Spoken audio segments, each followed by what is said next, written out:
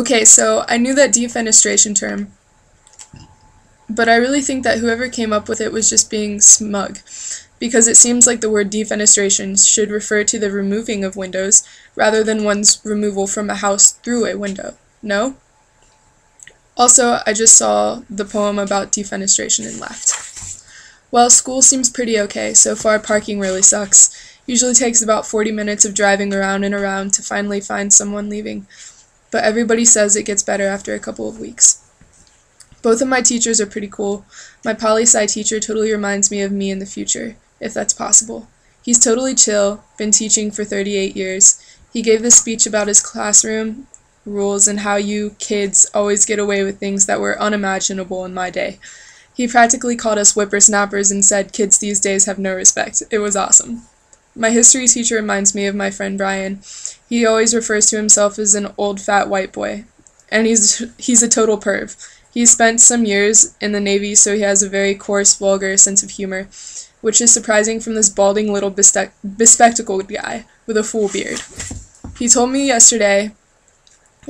us yesterday in class that he knows we all hate history and we only have to take the class because we have to.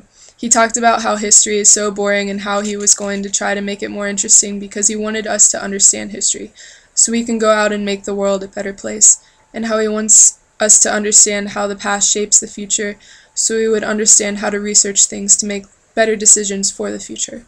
And that because he expects us to make the world better for all of us, his being a teacher was really a selfish act. I wanted to clap. I think I got lucky with my first two teachers. However, they've both said they don't get paid enough. And I see all these students wearing high school seniors '08 shirts, and it makes me glad to be old.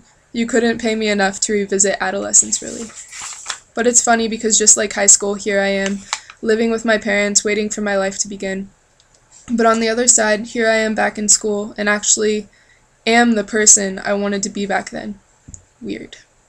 Though I don't think I'll be fucking any cheerleaders this time around either. I guess it's sinking in that I'm giving myself another chance.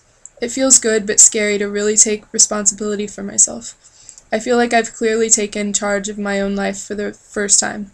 Also, for the first time, I really want to do well in school. And I haven't forgotten that part of that is because of you. I have this perfect, clear vision of our future together. The cute little house, the white picket fence, 'cause why not?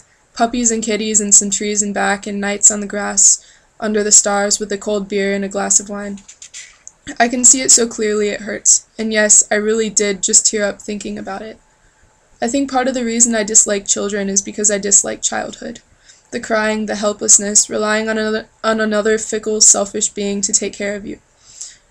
There's this movie called Seven. I think I told you about it. Brad Pitt and Morgan Freeman play homicide detectives who have to catch a killer who's killing based on the 7 deadly sins.